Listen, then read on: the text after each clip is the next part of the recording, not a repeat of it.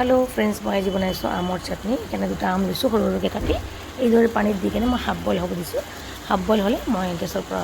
নমাই কেনে পানীখিনি উলিয়াই দিম এইদৰে আমখিনি সিজাই ল'লে টেঙাটো কমি যায়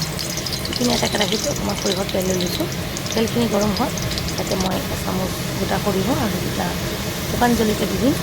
দি কেনে অলপ ভাজি ল'ম তেতিয়া সৰিয়হটো ফুটি উঠিব তেতিয়া আগৰে পৰা হাফ বইল কৰি ৰখা আমখিনি এড কৰি দি তাতে মই নিমখ দি দিম অকণমান ভাজি নিমখ দি দিম এচামুচ আৰু হালধি পাউডাৰ দি দিম হাফ স্পুনতকৈ অকণমান বেছি অলপ ভালদৰে ভাজি ল'ম ভাজি লৈ ইয়াতে মই পানী গৰম পানী এড কৰিম অকণমান বেছিকৈ কাৰণ এই চাটনিটো অকণমান পাতল হয় সেয়ে মই পানীখিনি এড কৰাৰ পিছত ইয়াতে চেনি দি দিম মই হাফ কাপতকৈ অকণমান কম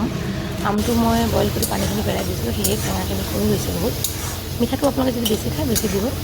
আৰু এইদৰে অলপমান পকাই লৈছোঁ বেছি ঘন নকৰোঁ এইটো পাতল হয় চাটনিটো এতিয়া ফ্ৰেণ্ডছ মই গেছ অফ কৰিছোঁ মোৰ আমৰ মিঠা চাটনি ৰেডি